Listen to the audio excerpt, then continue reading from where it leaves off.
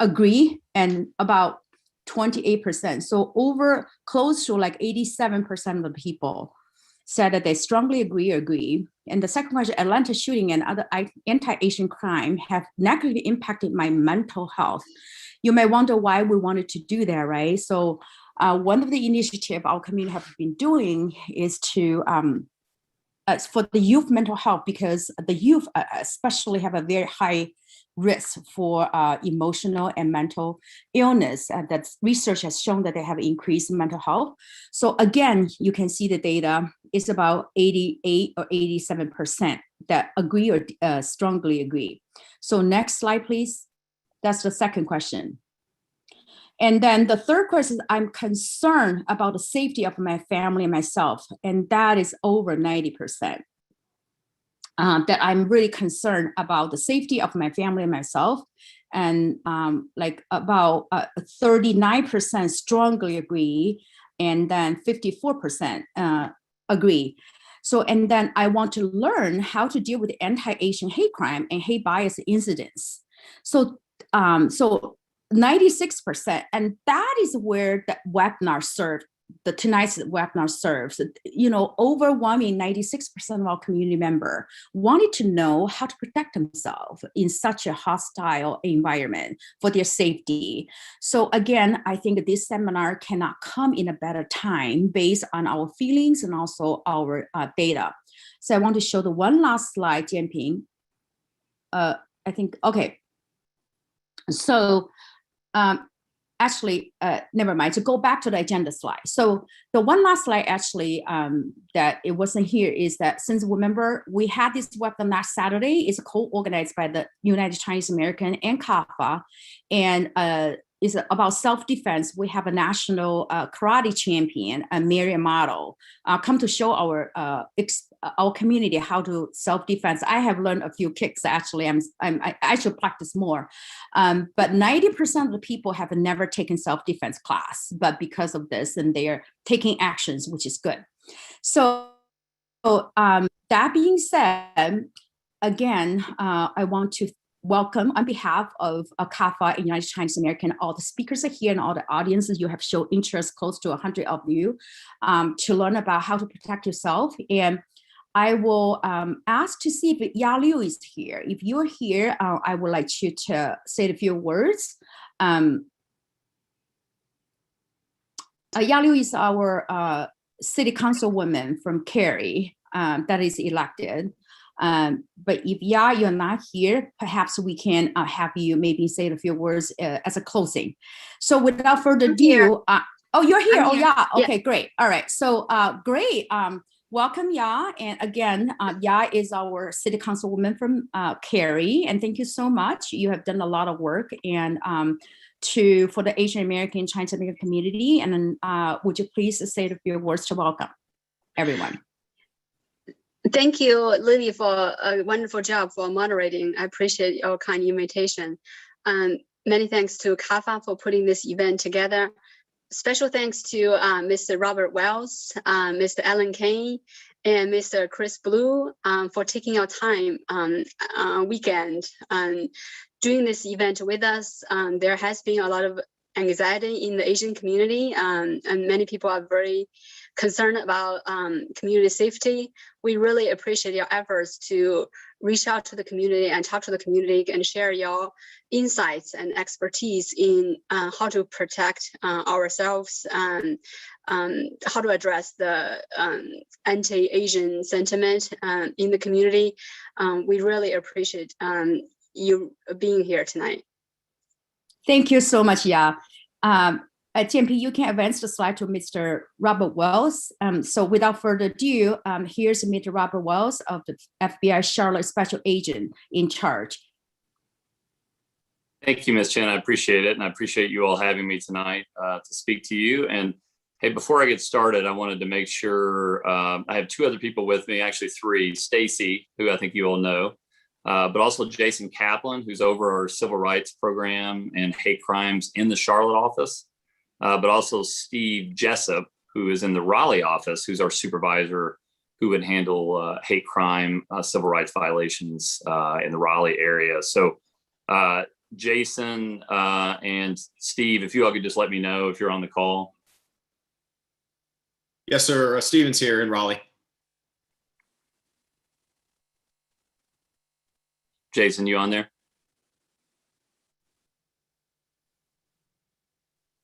Okay, we'll go ahead and go forward. So first of all, again, thanks for having me. And it was actually, seeing your slides up there really hit home with me, because it gives some good insight into how the community has been feeling after everything that's been going on lately. Before I get into hate crimes, I wanted to just quickly tell you a little bit about me and our office and our priorities before I get into hate crimes specifically, because I thought it's important for everybody to understand how we're set up here in Charlotte. Again, I've been here, it'd be almost 6 months. I got here in October, and really enjoying being in the great state of North Carolina so far, and in Charlotte.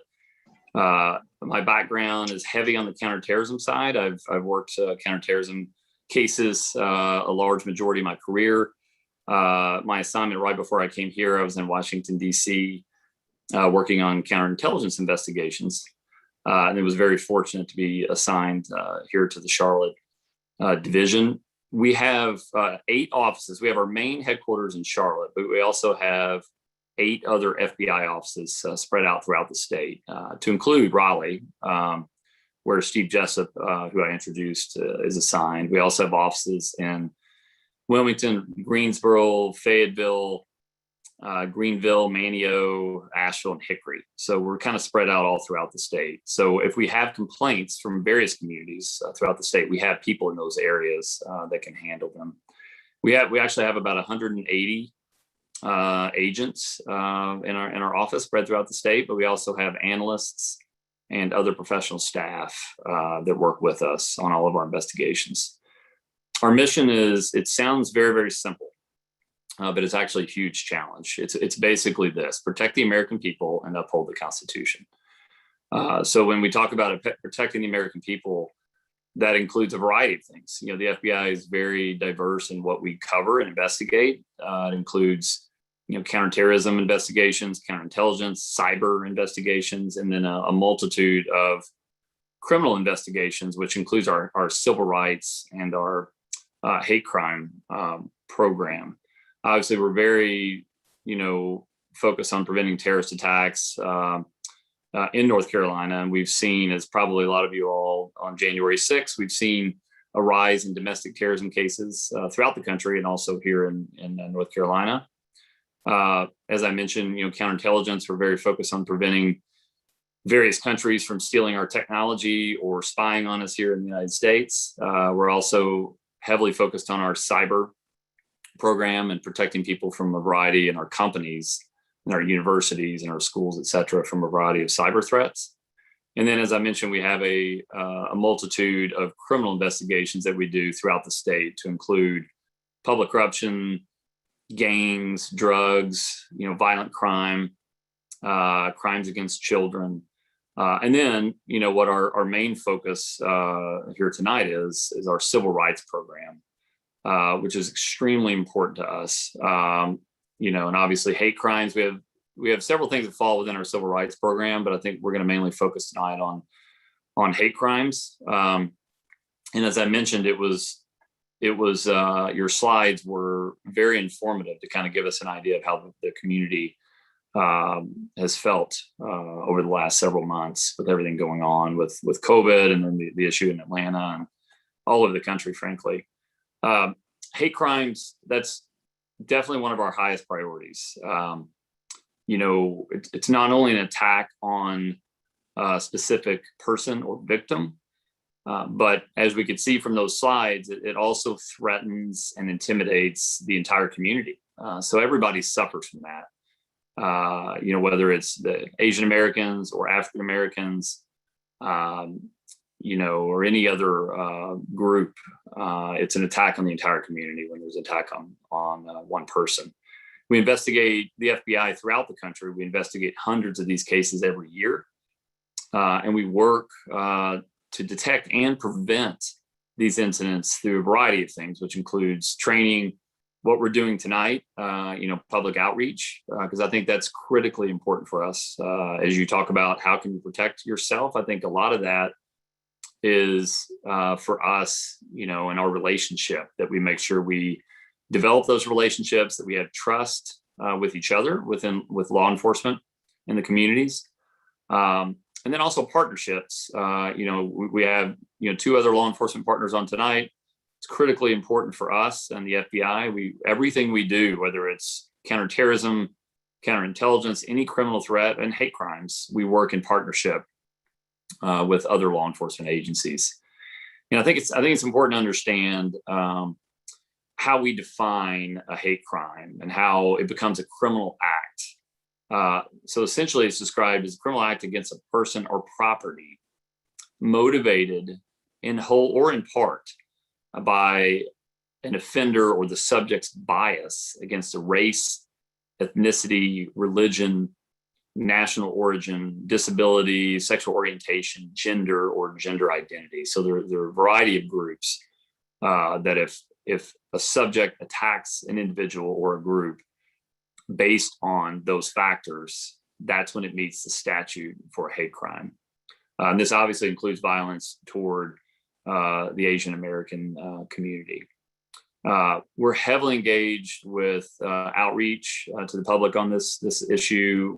I've had several meetings since I've been here. I think it's critically important, especially in my role as the SAC special agent in charge here in North Carolina, that I establish those relationships with our communities throughout the state, not just here in Charlotte, but I want to focus on the entire state.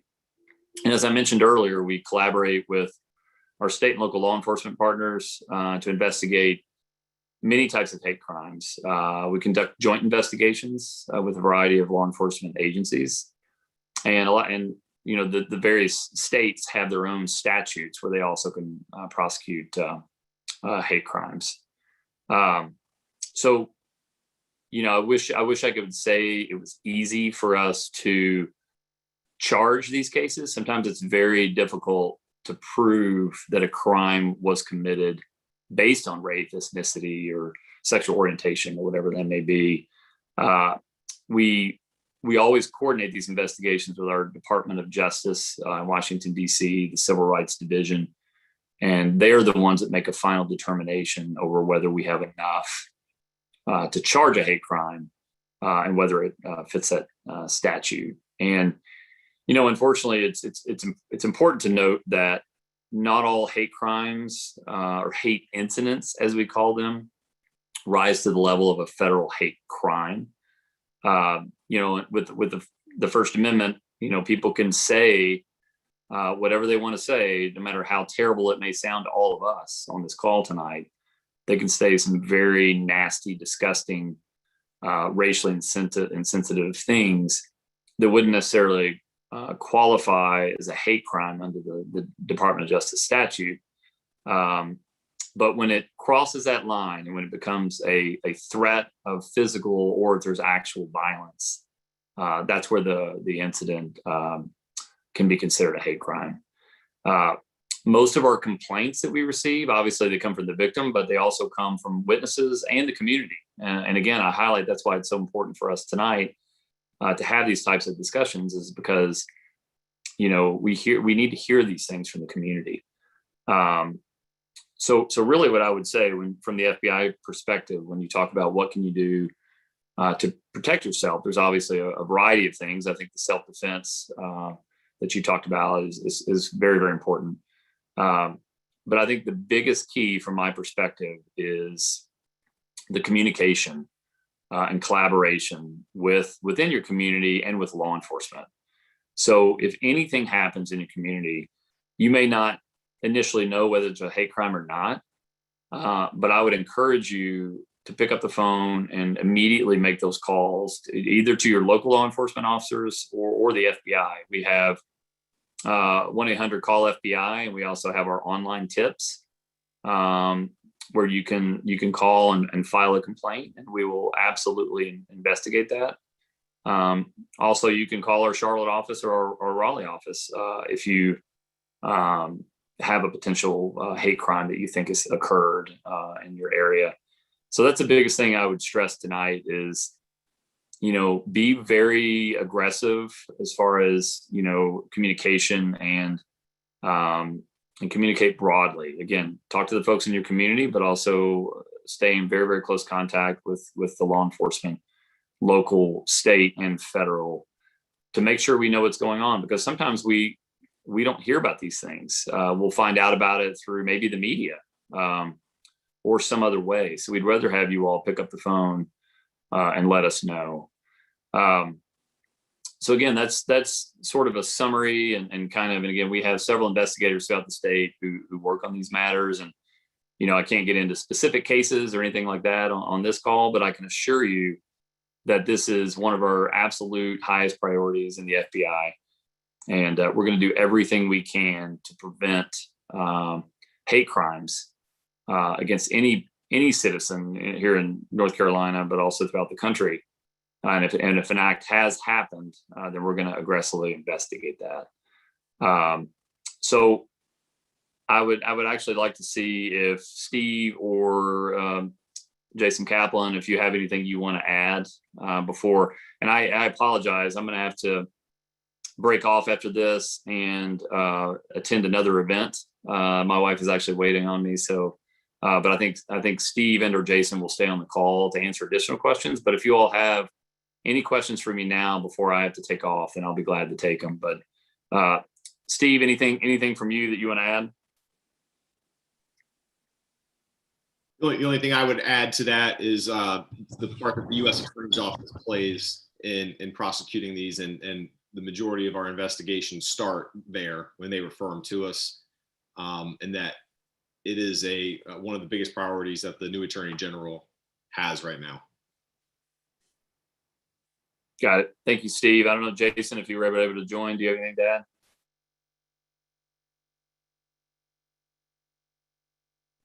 Okay. Yeah. Thank you so much, Mr. Wells. So I just have one very quick comment. So I think that it's extremely comforting to know that you are taking this as a highest priority. One data, actually, Jianping, if we want to go down to the bar graph, is that other things that we asked our residents, participants last week is how often would you report the incidents, right? So it's only, look right here. I reported incident to local authorities is 89% do not report. So I think very small percentage, actually this data is very consistent with the other research, other data. So just a thought and for you to consider. And I'm so glad that you're here to outreach to our community, and perhaps that we'll consider some ways that you will increase our comfort, so to speak, and also the willingness to report. But I absolutely agree with you that we'll definitely need to step up more to report. With that being said, thank you so much for coming, and have a great time with your wife.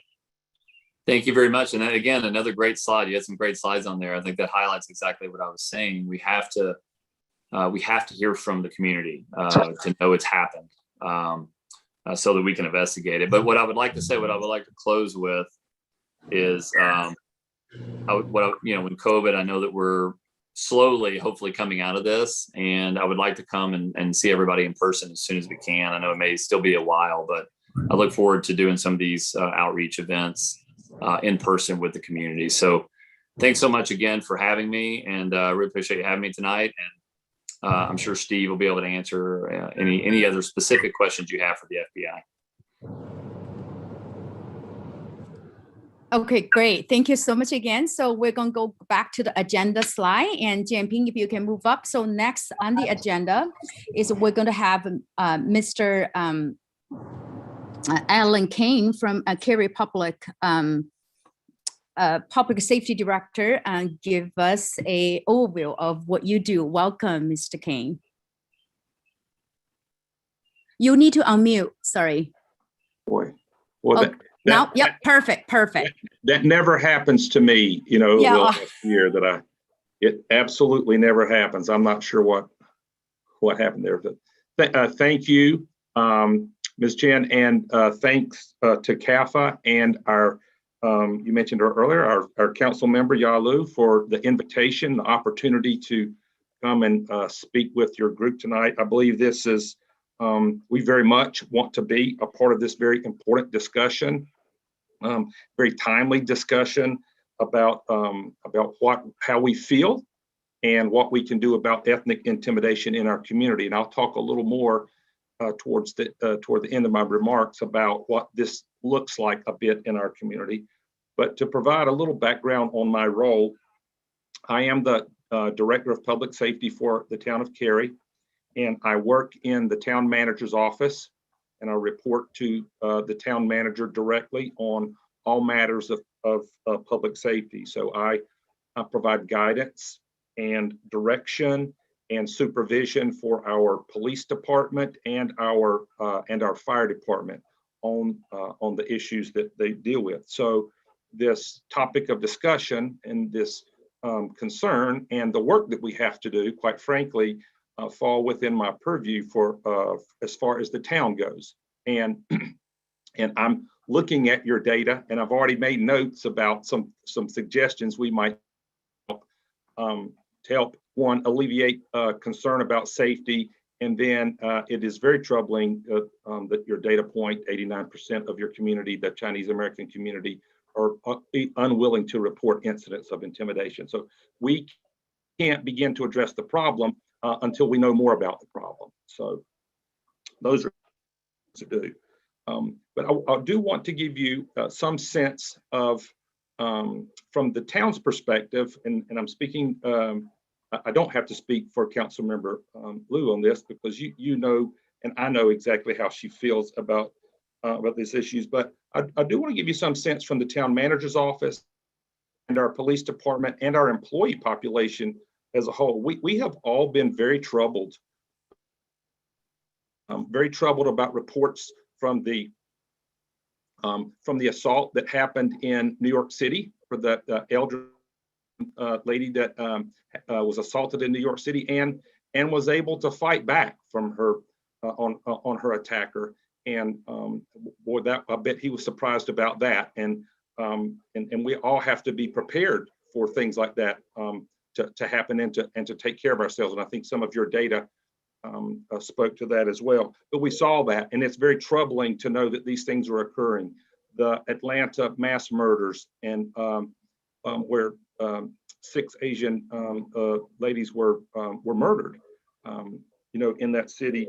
It's sorrowful, and it's absolutely troubling. And we do not want to see that happen in Cary. We do not want to see that happen in North Carolina. But we're paying attention to talk about those things. And to the extent recently, within the past month, we hold what are called RAP sessions once a month. And everyone in our organization, every employee of the town, is invited to attend these facilitated discussions, much like what you're doing today, but just to talk about these social issues that are affecting our country, our state, and ourselves, our individuals.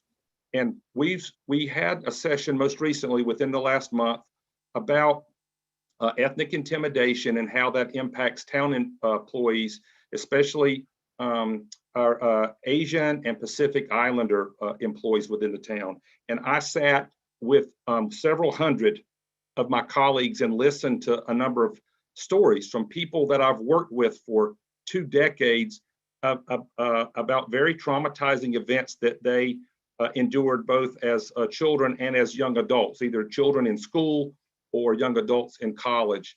And when you hear these stories that are told by people that you work with every day, you come away with a stronger sense of commitment that this is something that we all have to fight together, because it's not appropriate for that to happen segment, and if it's not appropriate for intimidation and violence to happen against any one ethnic segment of community, it's not good for any part of the community. And so we have to double down. But we see that, and we've heard those stories, and we and I want you to know that sees it, and we feel it, and we're watching for it in our community. So this is not something that anyone in our town is taking lightly. And I know that that's the commitment from our police chief, Chief Desiments, and the officers, the men and women in our police department. Just to put a little context to my work, I've been in this particular role for a little over 2.5 years now. And within the first month of assuming this role as Director of Public Safety, our fire department went to a fire in an Islamic mosque in town. It occurred late in the evening on a weekend, and almost immediately when the fire was reported by the news media, then there was much speculation about, was this a hate crime against the Islamic community, because the cause of the fire was unknown. And so for the next 2 days, we had to address concerns, and our investigation eventually revealed that the cause of the fire was a result of the electrical system as it was installed as they're building the mosque. And so in the end, what on its face might look like a hate crime against the Islamic community, it in fact did not wind up that way. And then in 2018, that mosque fire was in 2018. Also later that year, we had some vandalism and intimidation at a Jewish mosque. And so yet another instance in Cary where this occurred within our community. This investigation, however, resulted in an arrest. And so there were 3 different charges here, and 1 person was arrested. And so now we have yet another case that occurred in 2018 that resulted in an arrest. These were crimes of hate, this vandalism and intimidation, and our police department was able to make an arrest. And so it does happen, but when it does happen, we have a very committed police department to pursuing these crimes. Agent Wells mentioned earlier about the cooperation with law enforcement agencies. He's exactly correct. That's part of what led to the arrest in 2018. And our Cary Police Department has an officer that is assigned to an FBI task force within the region. And so we work very closely together, and his comments about that's how the most important work gets done, with cooperation from police agencies and from the community that reports these crimes. And so we cannot underscore the issue about our relations enough. We cannot speak to that enough. And then I want to give you one other instance recently. There was an assault incident that happened on one of our greenways recently.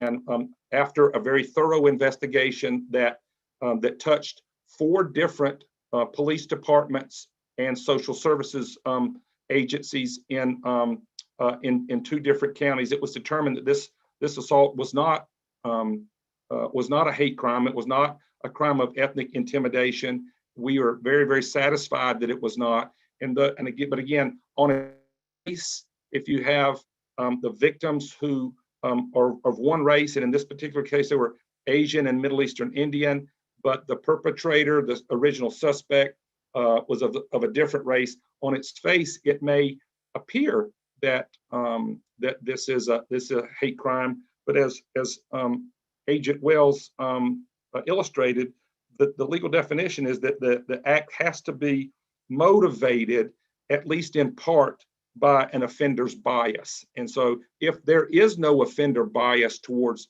race or ethnicity, then it's not a hate crime, but it could very well be an assault crime or some other type of crime. So I give those 3 examples, 2 of which have occurred. Well, all 3 have occurred in our community, but I give those examples to say 2 of those, on its face, if you just look at some of the cursory details, they may look like hate crimes, but upon investigation, it's determined that they're not. But we did have one that did, and the one that did, the one hate crime that did occur did result in an arrest. I want your your association to know and the members of your community know that our police department takes every report of a crime seriously, and we thoroughly investigate those crimes, and we also too believe our community is safe. And so over 3.5 years since 2018, we've had 5 instances in total that have been reported state as a potential hate crime. 3 of those arrested resulted in an arrest. That was the synagogue vandalism. Those 3 charges there, and the other 2 were found to be not credible. And so, what I'm saying is, our greenways in our town is safe. That doesn't mean that we have to not pay attention, and it doesn't mean that we can't be vigilant. And now, after hearing some of your data tonight, I'm wondering what we need to do in order to get Chinese American community and others, anybody who's not reporting crimes, that does not help solve the crime problem, nor does it keep our community safe. So I'm anxious to hear suggestions or offer our police department services to help us bridge that gap so that we can get more instances reported so that we can investigate them. Now, when we investigate them, they may or may not be a hate crime. So. Well, thank you so much, Mr. King. And that is very, I go to the Greenway several times a week, and it really affected my, daily lives, because now I was hurrying going back, even though it's still bright. So it does affect my fear level as well as my emotional level. And not only that, my mom, all the way back in China, and she worries about me because she saw the hate crime.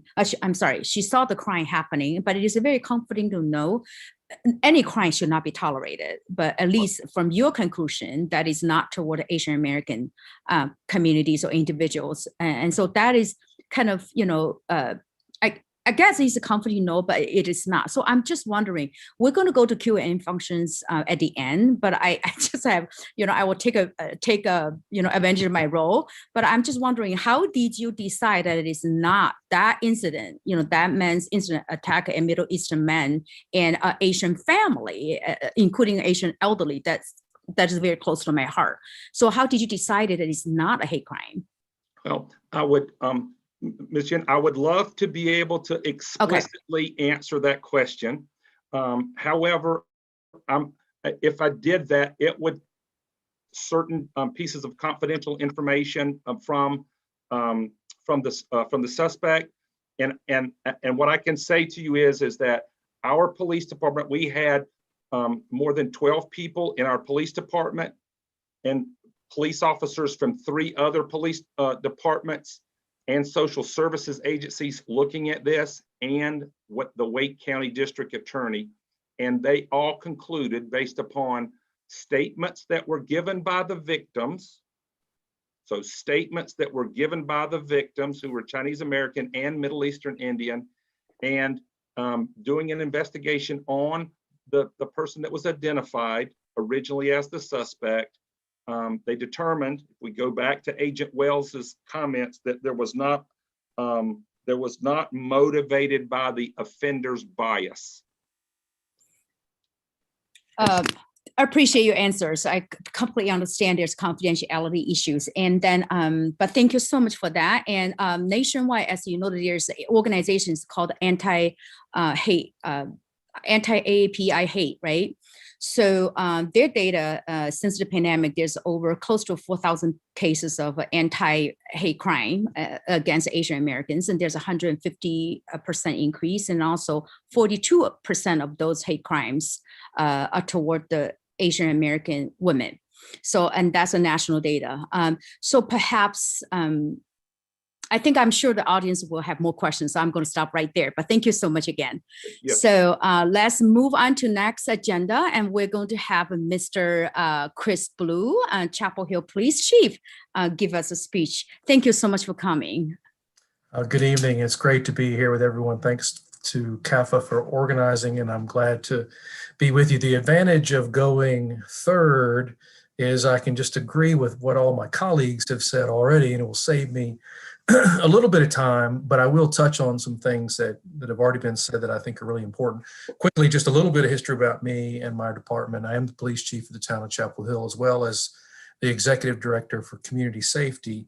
I grew up in Chapel Hill and went to the University of North Carolina, and then a few years after graduation went to work for the police department and worked my way up to chief about 11 years ago.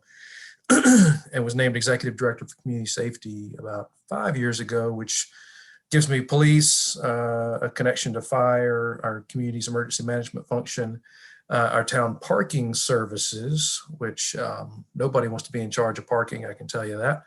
That's a tough one. And then also, and very interestingly, our town building and development services. So building inspectors and code enforcement folks also work for me, and that's been a fascinating education for me. But my heart is with the police department because that's where the bulk of my career has been and will continue to be. Our agency has 120 officers, authorized strength, about 15 support staff members. And then something I just always want, anytime I get in front of folks, I want to sing the praises of our crisis unit. Probably the last year, everyone has heard increasing calls for alternatives to police response to mental health and substance abuse kinds of calls for service, and maybe the idea of non-uniformed, non-police officers responding to crisis situations. And in 1973, the town of Chapel Hill had the foresight to establish a social work unit and embed it in the police department, something that agencies just now are starting to talk about nationally in response to the murder of George Floyd and other high-profile police-involved cases. And we've had that unit in place for 48 years now, and really set a model nationally. 5 master's level clinicians, not police officers, who go out and respond with our officers to traumatic events, cases where incidents of hate may have been reported, domestic violence, sexual assault, homelessness, substance abuse, and mental health issues that are just absolutely invaluable to our service delivery. And I would do them a disservice if I didn't take the opportunity to talk about them. So I wanted to do that very quickly. Talk just a little bit. I'm so appreciative of what we heard from Mr. Wells and Mr. Kane about relationships and about reporting. Since we ran some statistics recently in our community as we've been talking about AAPI crime and national incidents that have been so troubling. And in the town of Chapel Hill, in the last 12 months, or really since the beginning of COVID, I should say, we've had no hate crime incidents related to persons, AAPI persons at all reported. And on the one hand, I might say that's an impressive metric and one of which we should be proud. I also cannot imagine for a second that there haven't been incidents of intimidation and inappropriate conduct that have simply not been reported to us. In fact, I'm convinced of that. I'd put $20 on it right now. And that's why these relationships are so important, encouraging people to report, acquainting them with the challenges in investigating these crimes. And you've heard some of that from Mr. Kane and Mr. Wells already. The federal hate crime legislation is much stronger than what we have at the state level, but it's still very difficult to prove. What we have at the state level is laughable in North Carolina, quite honestly, and we need to do better.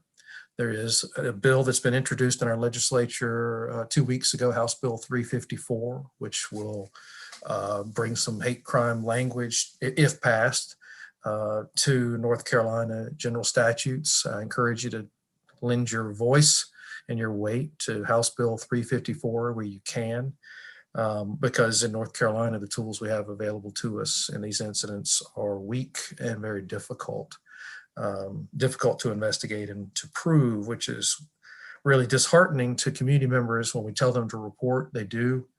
They bring very traumatic stories to us, and when we're not able to meet the burden or the threshold of the statutes as written, it's really disheartening to our communities and can be very scary to them too.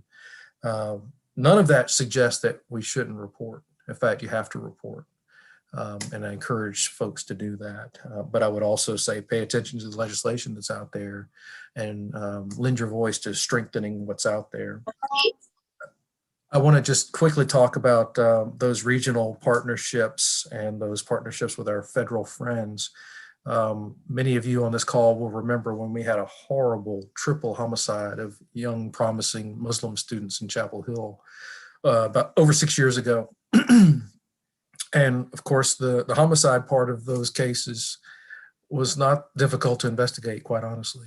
But the elements of hate and the hard to fathom coldness of those crimes and the challenges in proving that they were related to hate or bias against those poor victims for their religion or for their ethnic origin was a threshold we couldn't clear, despite the, tireless efforts of our FBI partners. And we had the Department of Justice Civil Rights Division down here, as well as the FBI, working hand in hand with my investigators. And we still couldn't reach the bar to determine that as a hate crime, although anyone who followed that case in any way whatsoever would never dispute that there was nothing more hateful than those 3 homicides. And so I remind you all of that story just to illustrate how difficult these cases are. And we should all be really concerned about that and frustrated about that. And we should ask more of our legislators. And I hope you will join me in doing that. I've certainly been talking with mine, and one of ours is one of the co-sponsors of House Bill 354, and I'm pleased to report that. What I will say is, despite my pessimism and identification of the weaknesses of some of the laws, you can meet that threshold sometimes. We have every Friday afternoon in Chapel Hill since the murder of George Floyd, one of our local churches holds a Black Lives Matter rally. And it's always peaceful. And it's a half dozen folks who are there, rain or shine, cold or hot, for an hour or so every Friday evening, just holding up signs as motorists head home for the weekend. And about 4 or 5 months ago, we had a counter demonstrator show up at one of those events and assault one of the participants, one of the Black Lives Matter participants. And we really had to go through a unbelievably exhaustive investigation, many, many weeks, for what was a simple assault, by the way. It was really a shoving match. But the overtones of it were much more serious than that. We're ultimately able to charge that person with ethnic intimidation, which is North Carolina's version of a hate crime.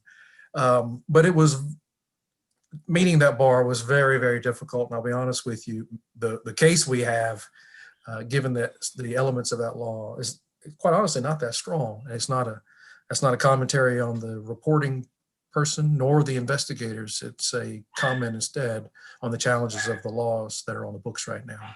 So I will step off my grandstand about legislation and the challenges there, but I wanted to make those points because we all need to be heard about these very important issues. And what I fear is when people report, we ask them to report. They report and we can't reach that threshold that they feel is warranted in their case. That happens enough times, people don't report to us anymore. And that is of great concern to me. We lose trust with the communities we serve. So I encourage you to pay attention to what our legislature is talking about right now. When you see a bill that you think is responsive to things that are important to you, not just what we're talking about here tonight, make sure people know that you're paying attention and that you're interested, and where you can, lend your voice and your vote. I think those are the things that I mostly wanted to say. I'll just revisit quickly, particularly at the community level. Community safety is about relationships and partnerships. And that means, and this goes back to my days as a crime prevention officer 20 years ago. That goes back to knowing your neighbors. That goes back to communicating with each other. That goes to welcoming people to your neighborhood who may have come here from someplace else, who may look different from you, may have a different background from you. In Chapel Hill, we talk about our community being a place for everyone and a place where everyone can thrive. And I hope that we live by those words. And one way to do that is to know each other and encourage each other to be successful and to challenge behaviors that in any way diminish that aspirational goal of a place where everyone can thrive. And then reporting crime when you see it. Because you have my assurance, as you've heard from Mr. Kane and Mr. Wells before, we take these incidents very, very seriously. And whether or not we're able to come to a successful conclusion in an investigation, to us in no way should deter you from making those calls that are essential if we're to gather good data, if we're to know where incidents are happening, if we are to know where our outreach is most needed. We have to hear from the communities we serve. So I'll stop there. I'm really so appreciative that this many people would come together on a Saturday night to talk about something so important. So I'm honored to be here and look forward to your questions and also your suggestions and feedback.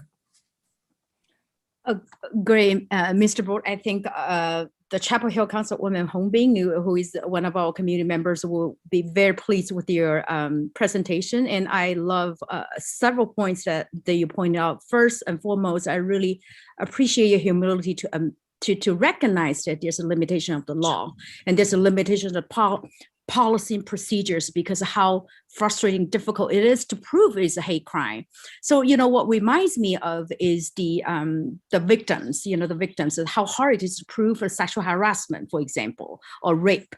And then the system is such that it really disadvantage of the victims. I wonder that also plays a huge role in the very low reporting rate, because the people say, okay, that's very obvious to us that, attacking the Asian Americans, even the Atlanta shooting, right?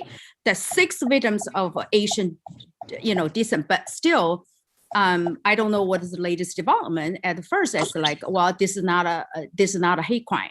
Regardless, the effect and the emotional turmoil, you can tell the anxiety and it changes of a lifestyle, it doesn't change. You know what I mean? So in other words, is a hate crime or anti-Asian, ethnic crime not? It affects us. It affects our mental health. It affects our daily lives. It affects our ability to feel to feel safe in this community. So that's another point I love you to talk about, is that we really, each person, contribute to healthy and safe communities, right?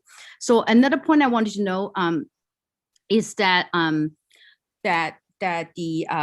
the reporting, and then I just feel very assured that, I think you and also Mr. King and Mr. Wells emphasize again and again, despite of these challenges and also the challenges of frustrations, but we still have to report. And then also another good point you talk about, and also I think Mr. King probably have alluded to, is the bystanders.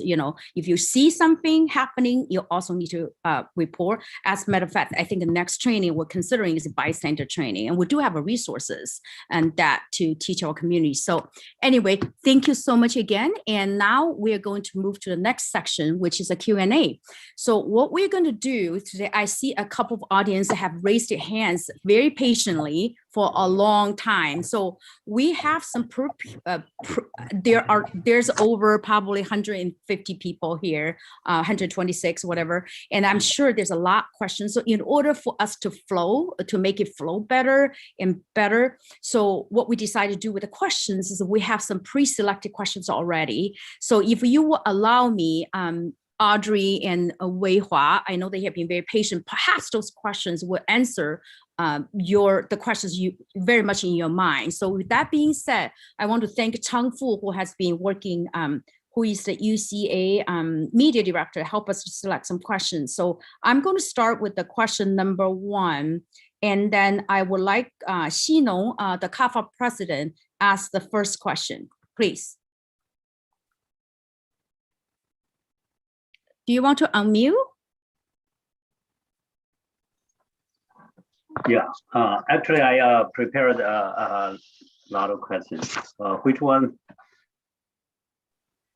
Okay, so how about if you can see on the WeChat group is the group 2 solutions, the question related to the solutions. Okay. Yeah. Mm-hmm. Well, actually, Jianping is supposed to ask the first question, but you're just both incredibly dedicated and done a lot of work. Yeah, the first one, right? Yeah, go ahead. Mm-hmm. Yeah. How many cases of Asian hate crimes in North Carolina have occurred since the pandemic? Do these cases represent certain geographical trends? If so, what are they? And Yeah, Yeah. this is the first question. And the second question is, Let's just go with the first question first. Okay. So I will defer to the speakers to see like who wants to answer this question. Perhaps it's Mr. Wells' team, or actually Mr. Blue and Mr. King can both chime in. So how many cases of Asian hate crimes in North Carolina have occurred since the pandemic? Nationwide, it's close to 4,000 cases. That's anti-AAPI hate. And do these cases represent certain geographical trends? I'll just quickly go to that one, and my federal friends might, or Mr. Kane might know that. Yeah. I don't know the North Carolina statistics. Yeah. I do know, and I mentioned before, we have not had any such crimes reported in Chapel Hill. I also don't believe for a second that these incidents haven't happened, which is why I think, again, the encouraging to report is so critical. Even if we get to the North Carolina numbers here tonight, maybe someone will have those. You all know as well as I do that those are vastly underreported. So what we really need to focus on is developing relationships such that people feel comfortable reporting to begin with. In Chapel Hill, I say none, but I don't really believe that. Yeah, and I would underscore that in Kerry.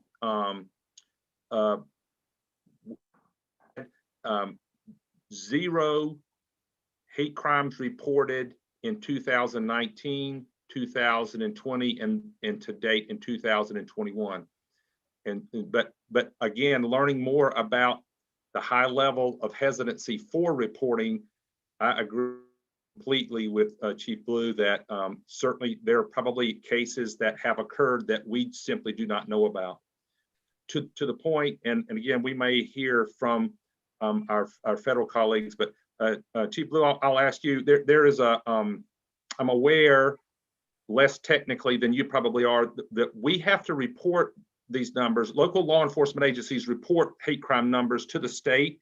Is it called AVIS or some other platform?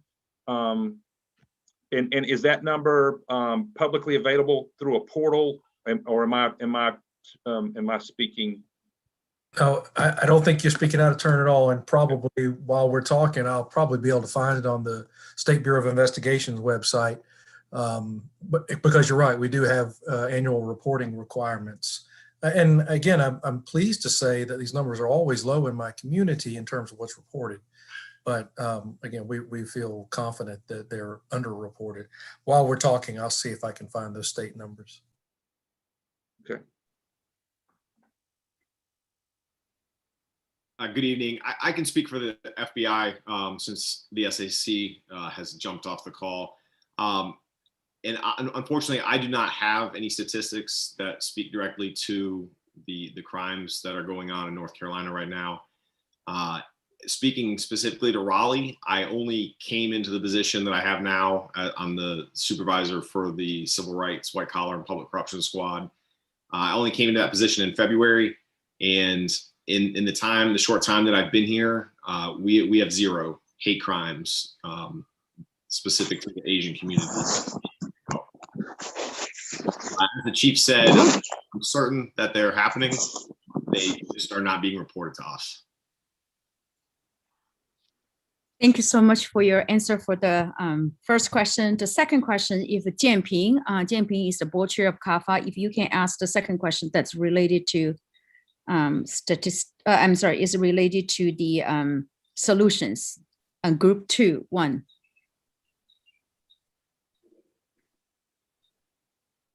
My question is nation is what? No, let's say which one is the solutions. Let's say which Group one? Group 2. Group 2. Okay. Mm-hmm. Yeah. So what should we do to combat racism? How have the law enforcement and government in NC helped to combat racism? So thank you.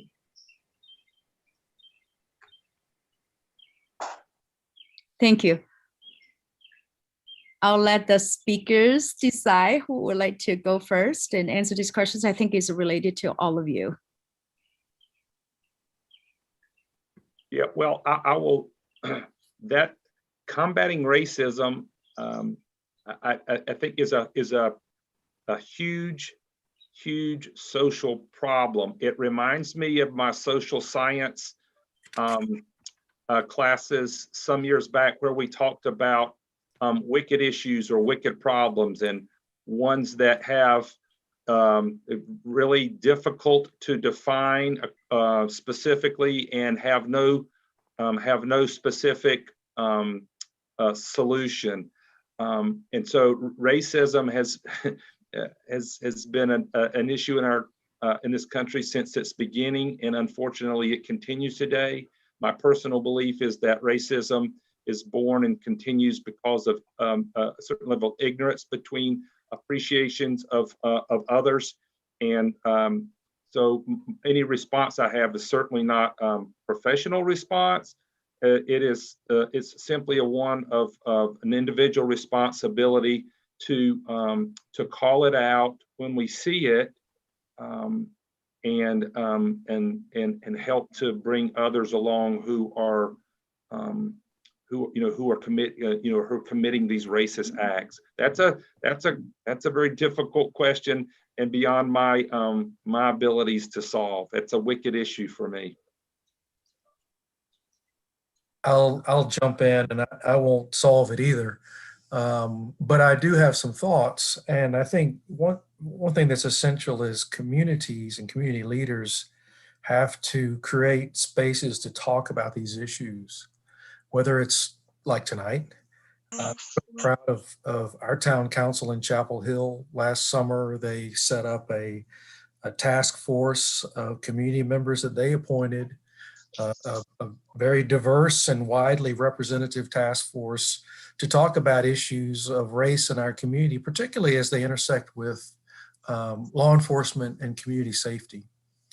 And that group has held a number of community listening sessions to talk about issues, including hate against Asian Americans, and of course, many other disparities in the criminal justice system that negatively affect African Americans in our community.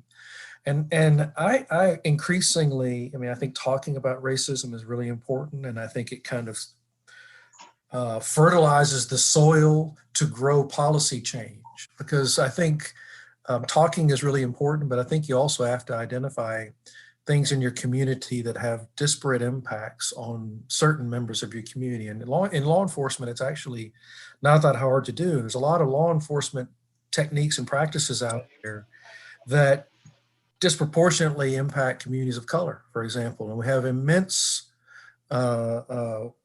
stores of data that tell you that, and that tell you the kinds of activities that we might engage in as law enforcement that create those disparities and lead to those disparities, which actually that data is useful, because then you can say, okay, this particular part of our community is disproportionately impacted by this kind of traffic enforcement. And the data tell us that time and time again.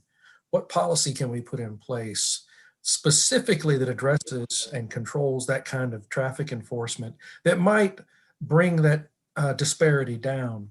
And so you wouldn't get there to that policy intervention without the conversation upstream and the confronting the fact that we don't think this is okay as a community, and we want to take some specific action to get at these disparate outcomes. So I say all of that to just say, I think as simple as it may sound, getting in a room and talking about these issues and the effects of normal, what's accepted as normal ways to conduct business in our society, oftentimes has disparate effects on most vulnerable community members.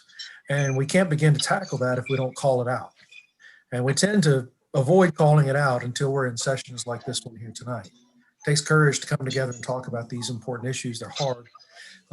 So I'm appreciative of the opportunity to be here with you and hear what's on everyone's mind. You have to talk about this stuff to identify where the problems are to begin with before you can get to solutions.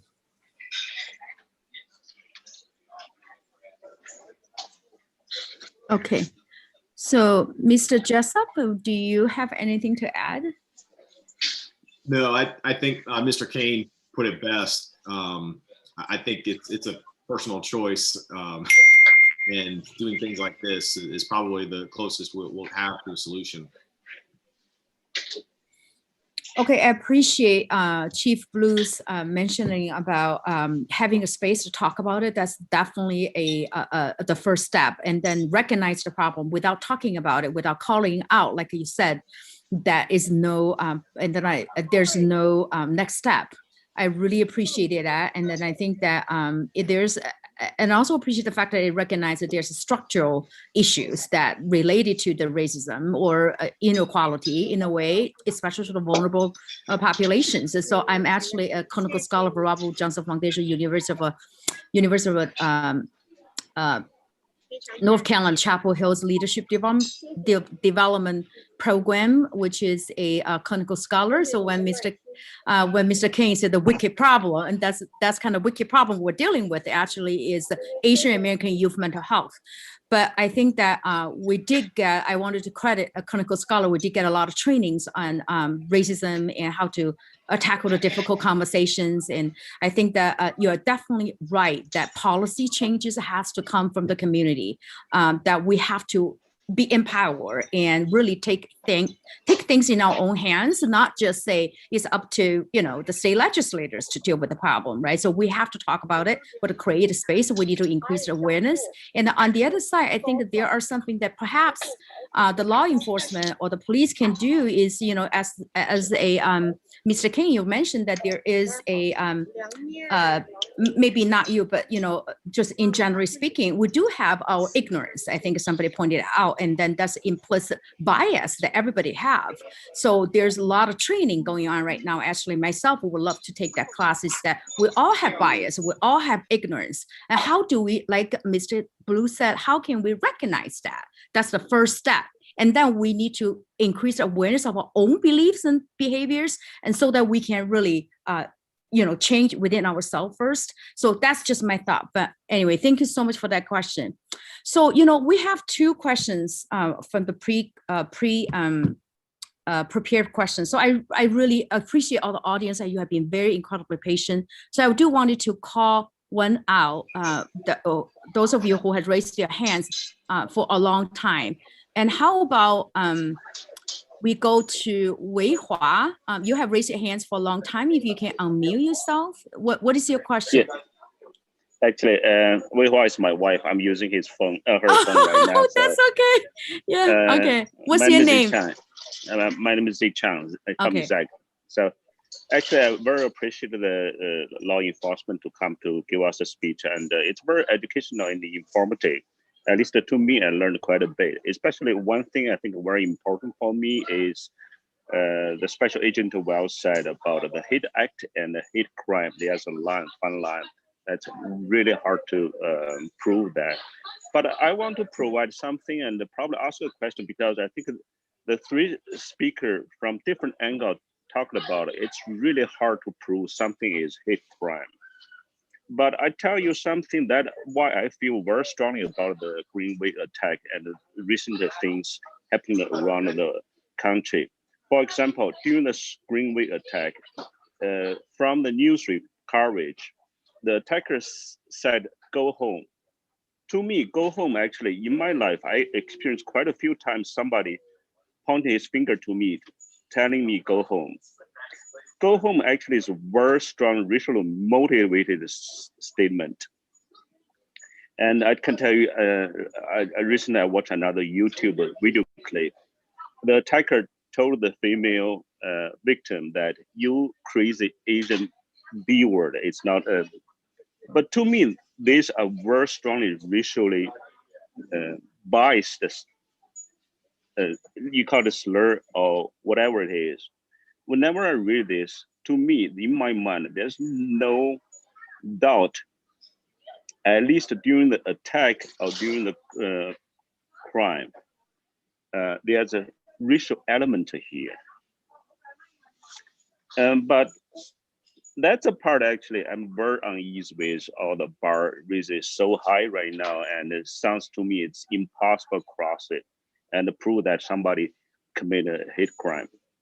So I think I learned quite a bit today. I understand that you guys have a really challenging task to do this. You're trying your best to protect the community. But to me, a more common thing happens. There's a racial element during the crime that is not addressed by the result. That's one thing. Second, I tell you, especially it goes to the Miss Kim about the Greenway attack. And thank you very much for giving us as much as you can. But I tell you why I'm not very happy about the result. There's two things I'm not very happy. First, I don't see any, from the news coverage, I don't see any mention of future prevention of this specific person. What happened to this person, and will he be released? Will be he under some supervision? He cannot commit the same crime. There's nothing in the statement from the police or from news coverage telling everybody what's happening about this person. Will he be able to commit the same crime? That's one thing.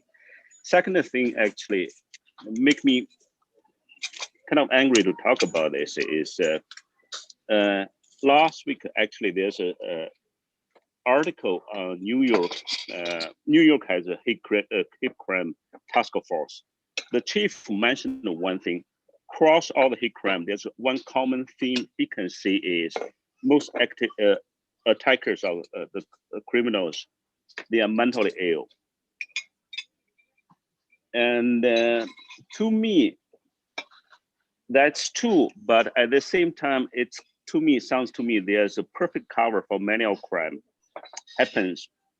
And Greenway attack is happened to be the guy claim he's mentally ill. To me, that he got away too easily. That's how I feel about this.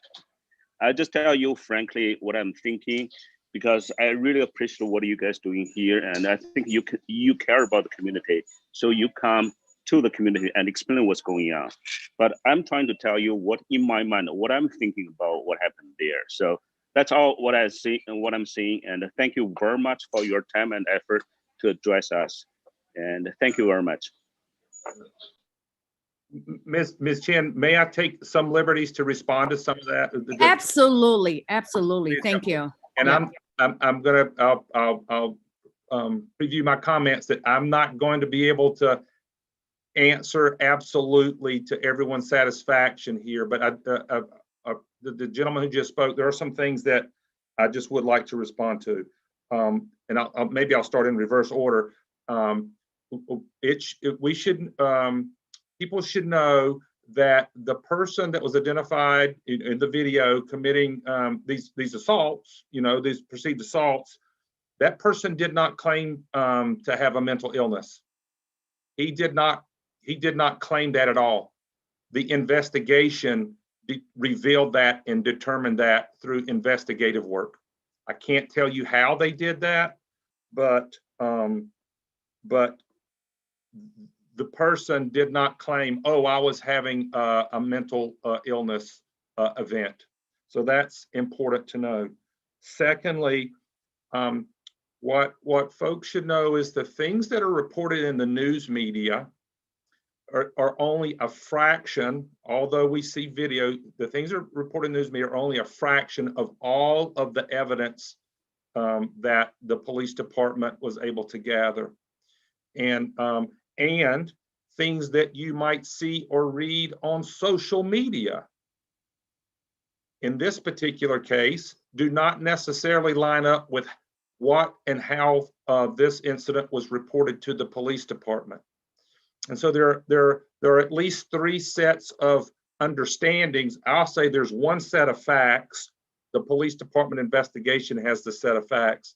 And then there's a social media post that creates certain perceptions.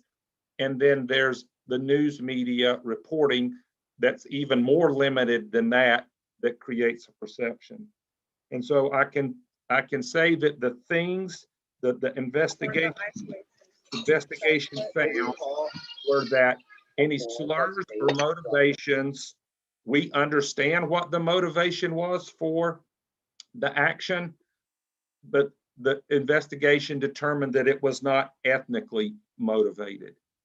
And so I know So I want your audience and your community to know that. If believe me, if it were, we would charge this person. There's no reason not, if the evidence presented itself for there to be a charge. I assure you, our police department and the district attorney would have pursued those charges. But I'm going to say that what you might have seen in a video is a glimpse of what happens. Watching the video, you have no idea for the context in which things were both said and how they were received and interpreted at the time, and what was and how and what it was reported to us.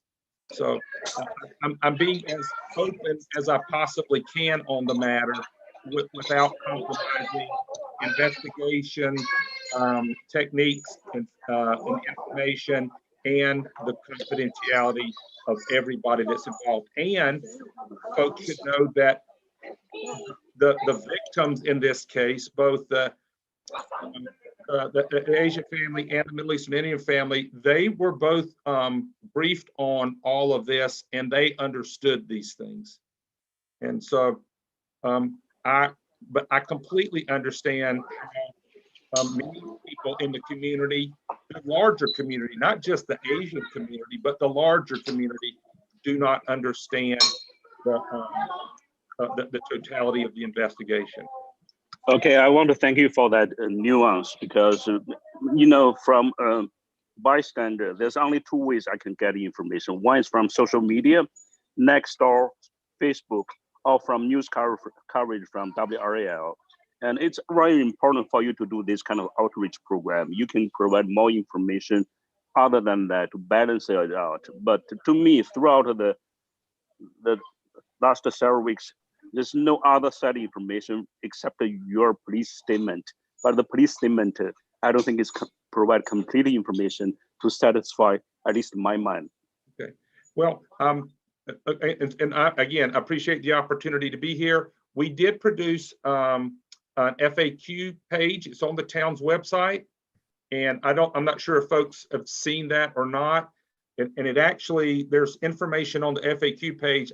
I was looking at a couple of questions in the chat box that I believe that if people visited the FAQ page, they would get more information to do that. And especially about the Chief Blue mentioned, and I have to applaud him for his method and language about characterizing North Carolina's general statute on ethnic intimidation. We have a link to that in the FAQ page. Encourage people to go and look at that. And if you read it, you will very quickly get a sense and understanding of Chief Blue's assessment of the statute. And really, that is what we can all do together to help improve our ability to pursue hate crimes and ethnic intimidation in our state. If you read it, you will understand why he is, as a career law enforcement officer, why he is so disappointed in that, and how that really, I think, maybe inhibited him in the investigation that he referred to. Okay, I thought your point. Thank you. Yeah, thank you so much, Wenhua, for your wonderful question, and Mr. Kane for your honest answers. And I think that's what makes exactly this kind of conversation very important. So I think that perhaps that more communication is needed between the community and the law enforcement, so that we can build trust and build relationships, and also clarify any misunderstanding. But I do want to mention one thing, that I moved from Naperville, Illinois, and then we did have a racial incident that has been, the community actually pushed forward and charged the person in charge, and then the city of Naperville had passed a resolution anti-Asian crime. So that was pretty amazing. I think it's because of the activism of the community. So I think keep up with good work on the community partners. So next I'm going to call out to Audrey Brian. Again, you have raised your hands for a long time, so if you may unmute and ask your questions. Again, thank you so much for your patience. Yeah, thank you for giving me the opportunity. And hello, everyone. My name is Audrey, and I just want to say, first of all, thank you for your hard work and to protect our community. And we thank you for everything you do. Even, sometimes you have lots of, not lots of people that have the understanding, but we do understand that your job is hard. But meanwhile, that my concern is like this: that how can I feel comfortable that when George Floyd thing happened, that when the cops, the media blow out of proportion, so how can we trust that when it comes to hate crime happens? Because in America, lots of hate crime happened. What crimes happened is people of color that are attacking Asian people. So when the cops, got called, said, "Hi, there's something happened, and then please come here." So we're both minority. Then because of the media, do you think the cops will afraid or be soft on the criminal that who are people of color? And just let you know that not all of us we are Jackie Chan or Bruce Lee. You know how our size we can't fight with them, so that we do need help. But meanwhile, that my concern is that because the media is so strong and so against cops, and then the will cops that like just leave the situation be, and then leave us cut and dry, just get attacked, and then not gonna be there for us. So that's my concern. And also, and I feel like the system for you catch criminal, that's not your can control that. I understand that like the DA that they probably will make decision let the criminal go, but then meanwhile you catch them and then you let them go, and then it's just like a circle. And then like we as like a citizen, that we feel like our safety will never be ensured because of this kind of you quick let the criminal go, and then not even some kind of like a hard on the crime or any situation happen like that. And so we feel like it's just like a bad circle.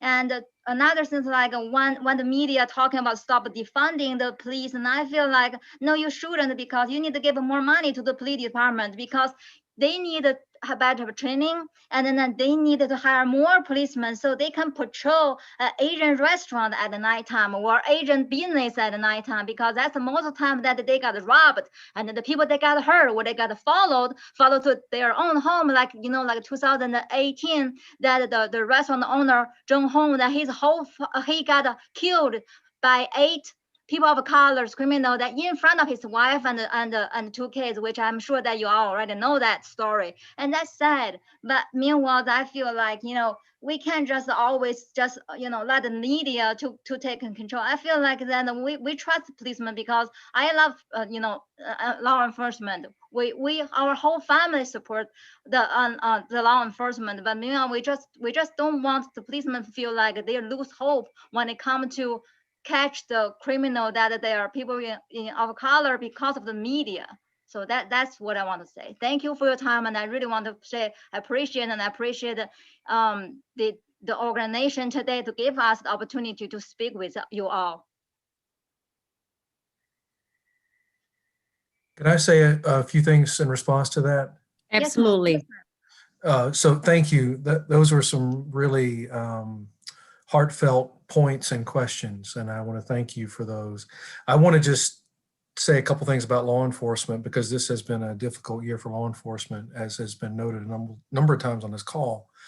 I have 100% confidence in police officers out there doing this job in North Carolina, whether it's in Chapel Hill or Cary or our federal partners.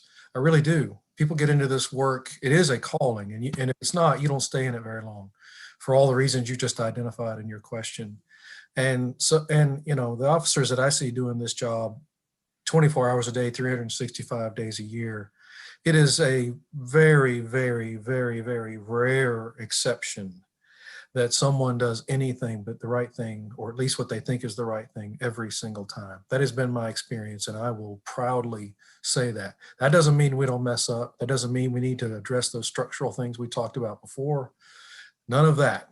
But what I will say is the men and women who do this work are truly exemplary role models for their communities. And I have confidence that no matter what the situation before them or who the complainant or who the victim may be, they're going to do the right thing to the extent that the law and their policies and their abilities allow them to do that.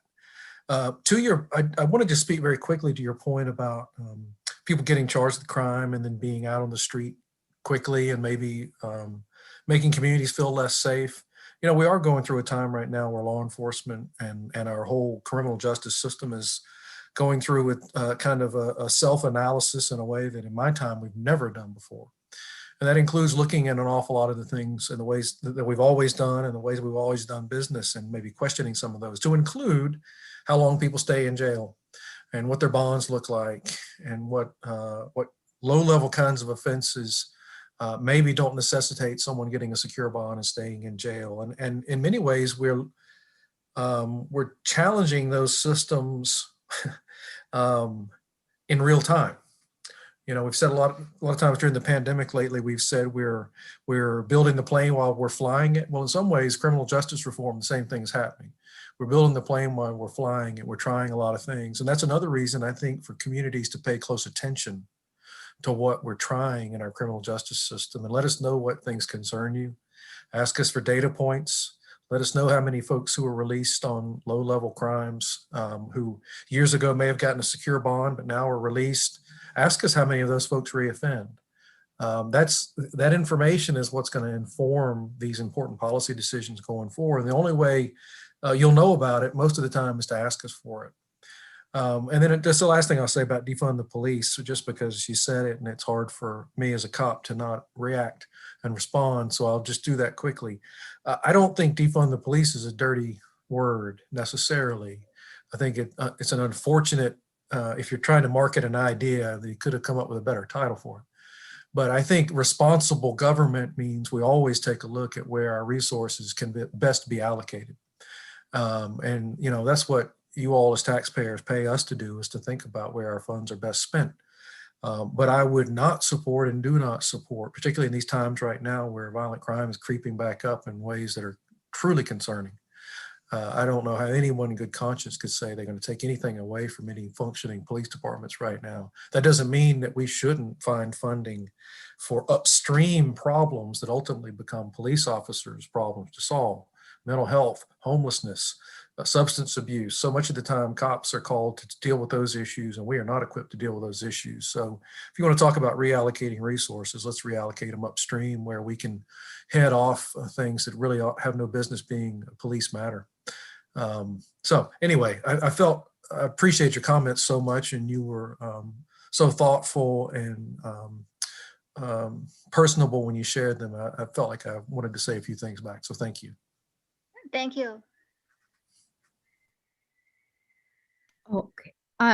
So Mr. King or others, do you have any comments or?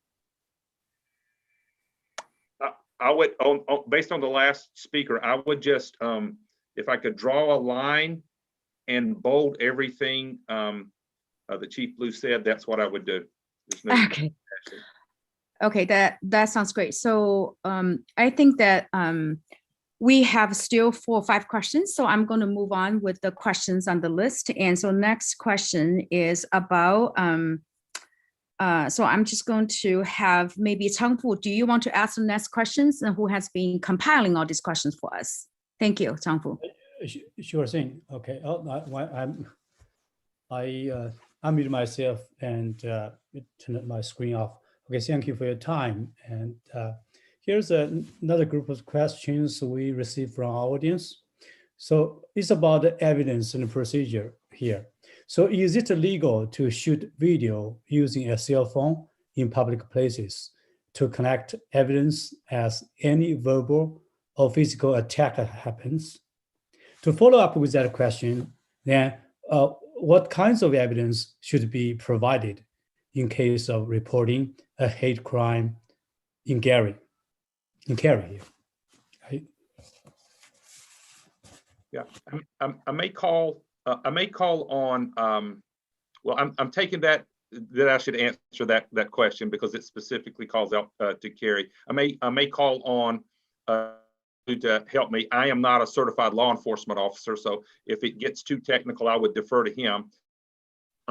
In terms of the evidence, I think what I've learned this evening, now I'm going to reshape the answer to that question to based upon the information that CAFA provided us earlier when we learned that 89% of the Asian population are hesitant to report. And so before, you know, we certainly need to talk about if you got to report first and then allow the police department to do their work. And so certainly if you have an incident to report, that's the very first step in evidence is reporting. And then take everything that you have with you. I think an earlier part of the question was, is shooting video in a public space legal? And I don't, if you're in a public space, I certainly think that it is. But again, I would ask Chief Blue to nuance that more than I can from a technical space. So evidence, that allowing the police officers, once a crime is reported, allowing them to ask the questions and pursue the case with their investigative techniques and processes, that will yield the evidence that you have. So you don't have to carry the thinking about what I need to bring or evidence there, just report. And if you report and allow our police departments that Chief Blue talked about, how I believe and agree completely how professional, especially if you're talking about the Cary Police Department or the Chapel Hill Police Department, that they will do their jobs. And so you don't have to overthink the evidence question, just report. Yeah, I'll add to that, and Mr. Kane nailed it. Just to kind of amplify the video evidence. Yeah, absolutely. In a public place, you can shoot anything you want. And oftentimes, you know, increasingly with the just kind of ubiquitous nature of cameras of all types everywhere in our communities now, I'll be honest with you, there rarely is a crime reported in our community where the first thing the investigator does, rarely is it not the case that the investigator, the first thing he or she does is goes to the location and look for all the places where cameras may be up and video may have been captured.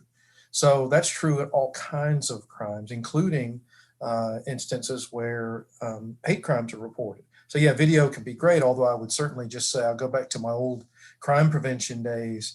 Please do not get so committed to shooting video that you put yourself in an unsafe place or position ever. That said, if you're able to shoot video of an incident as it happens, and the authorities have been called already and it's safe to do so, we appreciate that video evidence. But what also, Mr. Kane said this, so I'll just say it quickly, reporting is the first and most important step. And also trying to get others who may have witnessed the incident to report. I talked about our Black Lives Matter rally this summer, and I will tell you, when the report first came in, we were not able to bring charges because we really had one complainant. And we had one person who was alleged to be the suspect who said, I didn't do what's being claimed.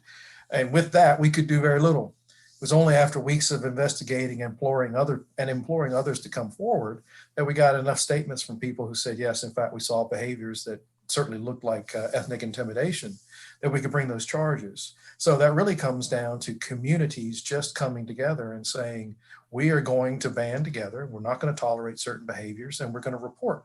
And we're going to be courageous because sometimes reporting requires courage. But we're going to be courageous, and we're going to come together and bring our statements together, and we're going to hold this person accountable.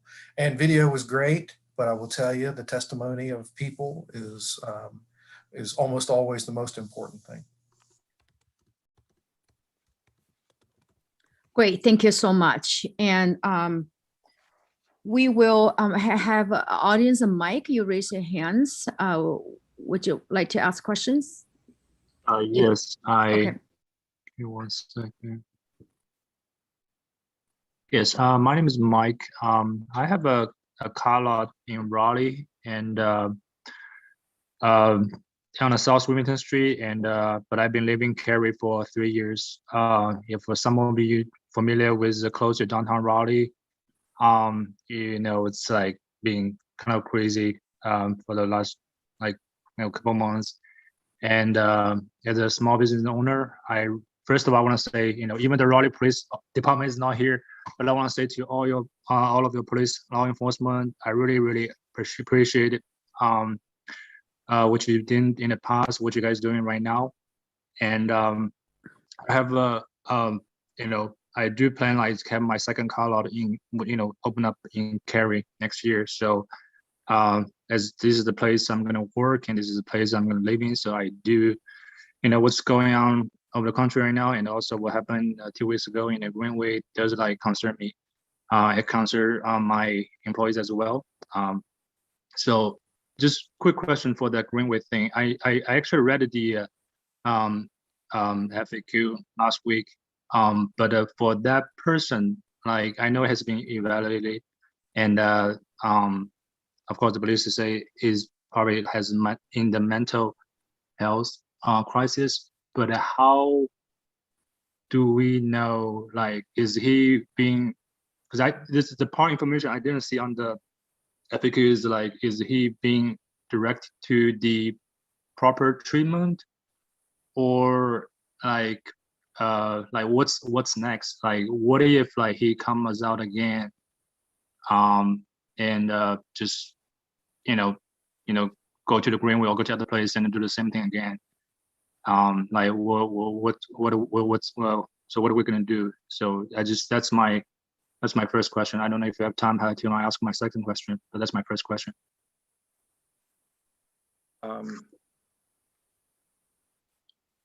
So I know and realize that is the essential question amongst everyone's mind, and so I'm going to try to I want so much to be able to bring some sense of ease and stability and understanding with the entire community. And let me just say that the question is a valid question, and it's a question that I've heard many times from many people, not just within the Asian American community. So it's a community-wide question. I can't answer the question specifically. What I can tell you is that in every case that I know that the Cary Police Department pursues any assault case, not just this one, but any case. And I see Chief Blue's head nodding there, so I'm gonna. It's not a far limb to go out and say this probably holds true in most all communities. Police departments, by and large, are there to protect the community, and they want to do the right thing by everyone involved to bring about the best solution for the community. That includes both the victims and in some cases, the people who perpetuate the crimes. There are pathways to get help, various help, whether it's mental health or drug abuse or homelessness issues. All of these things affect crime, within our communities. And so we're constantly, Chief Blue mentioned about funding upstream, upstream sources and services. This is kind of what we're talking about here. And so what I can say is I am very, very confident, and this is the only way I'm going to be able to, Mike, I'm going to be able to answer your question. I'm very, very confident that the Cary that we have today is as safe as it has ever been, to the extent that anyone could guarantee the safety. And on any given day, things are going to happen. But by and large, we live in Cary and Chapel Hill, are some of the most safe communities, not only in the region, not only in the state, but in our country. And it's as safe today as it has ever been. And that's about as specific and as close as I can get to answer the question that you want answered. I want you to know I understand why you're asking that question. I hope you understand that even in this case, the suspect that everyone saw on a video, that person has rights to, and I'm not allowed to reveal things. And that would be the same if that were you or one of your family or someone else. And so sometimes that's a difficult thing to get your head wrapped around, especially when you see the video. Man, I get it. I've spent 2 weeks building that FAQ page, talking with our police chief, talking with our strategist who's on this call with me tonight, talking with legal aid for our police department, to make sure we to say what we can say, and I'm at the limit about what I can say and do. Thank you. And our community remains safe as it has ever been. Thank you. Actually, I do have like a quick point. Just I think if I'm not sure that the attacker or that guy has like family. I think it was just like it's more like a suggestion. And actually, I heard from other people from the community as well. We not necessarily has to go that far. Like always been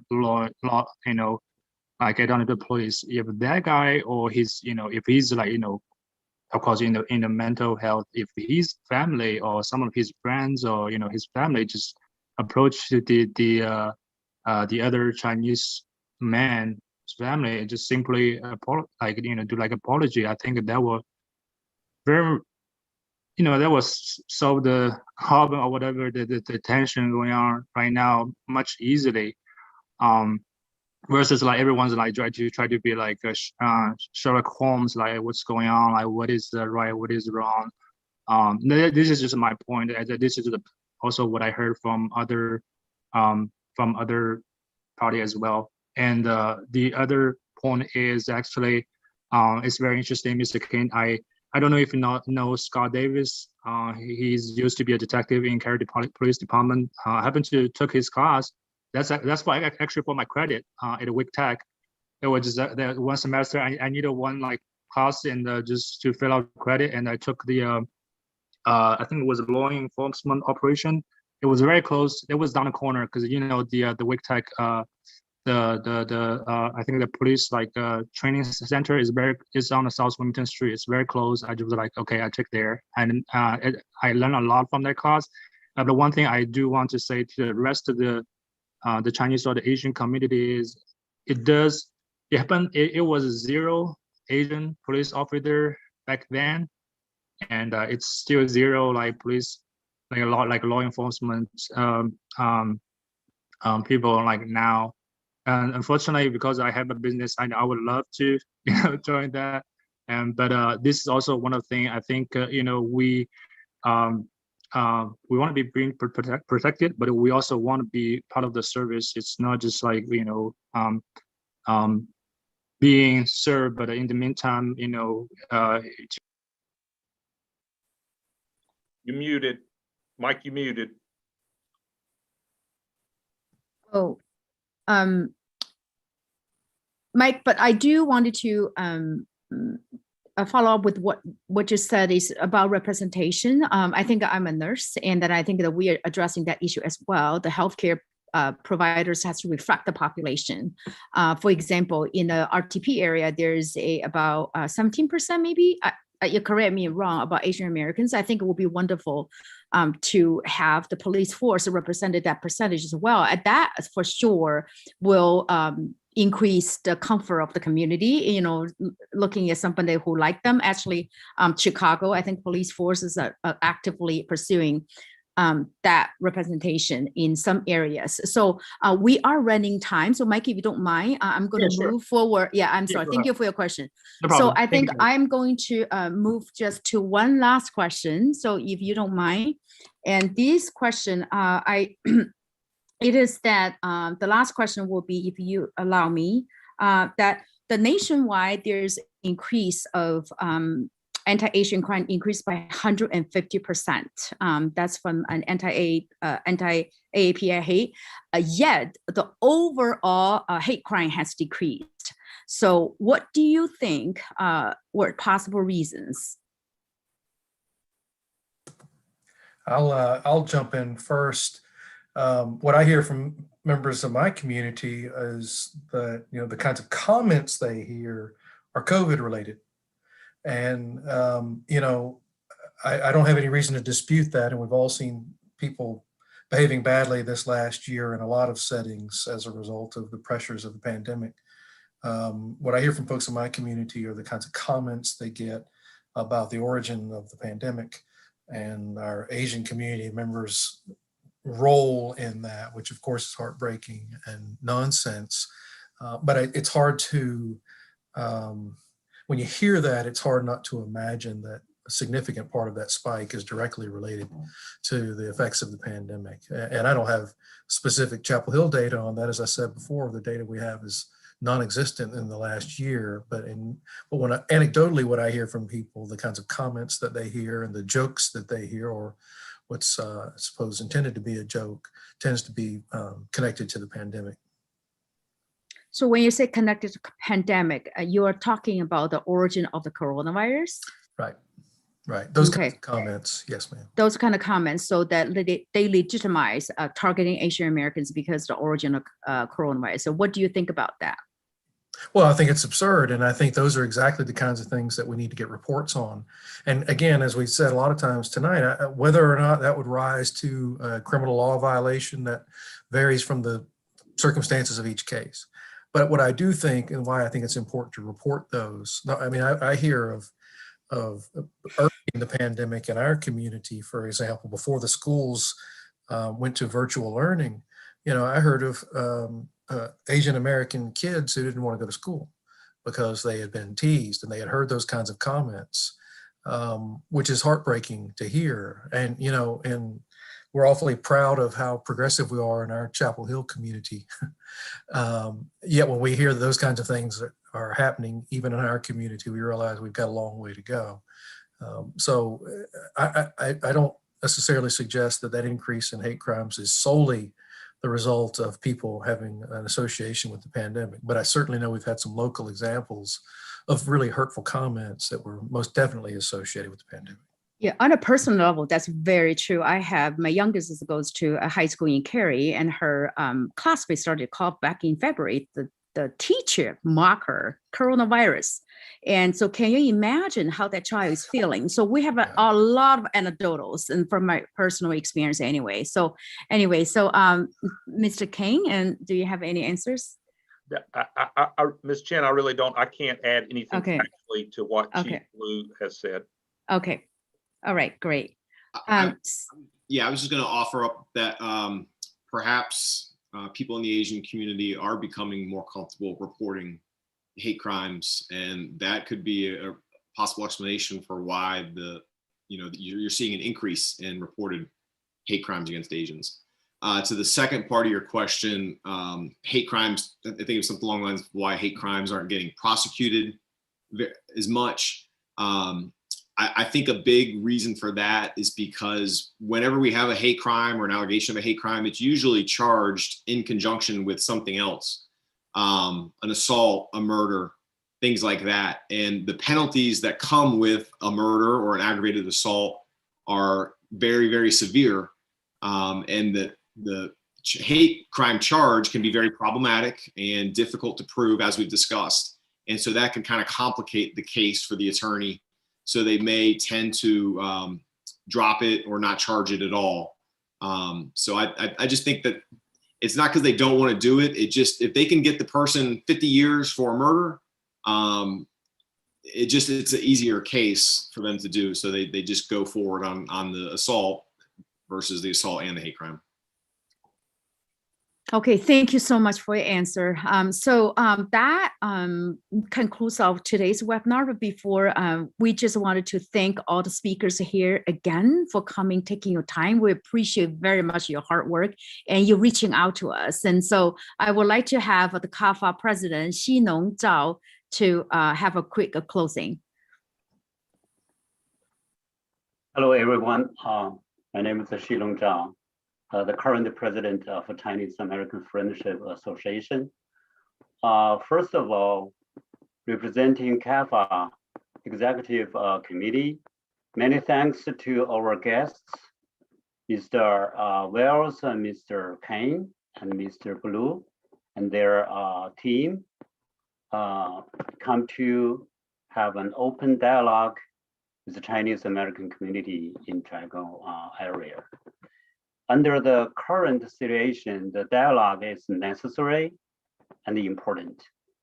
This is just the beginning of the effective and constructive dialogues between the law enforcement agencies and the Chinese American community.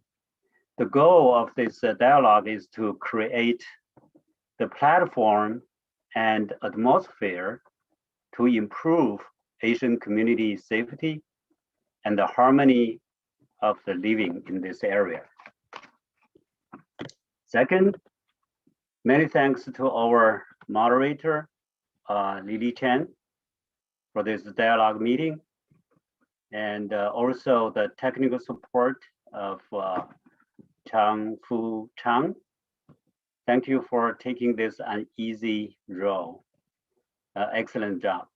Also, I would like to take this opportunity to thank Mr. Jianping Yang, the CAFA board chair, council member Mrs. Ya Liu, and Mr. Shugong Wang, member of the Chapel Hill Community Safety Task Force, for their kind coordination of this dialogue meeting. Finally, many thanks to all the audiences here coming to join the meeting and your good questions. Good night and take care of yourself and others. Good night, everyone. Thank you again. Good night. Thank you. Bye. Thank you. Thank you for coming. Thanks. Mm.